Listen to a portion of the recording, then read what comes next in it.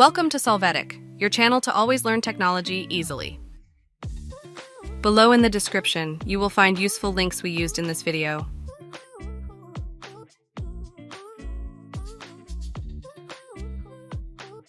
Today in Solvetic, we will see how to recover deleted posts from Instagram. We start by opening Instagram and then click on the drop-down menu of Settings and Activity. Next, click on the Your Activity option. Here we click on the Recently Deleted option.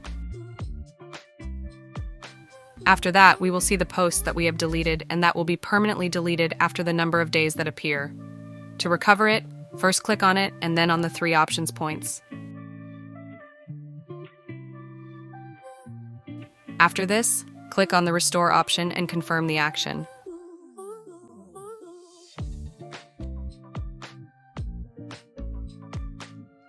Finally, we will have our post recovered and it will appear again in the profile. Hey, remember to subscribe Solvetic channel.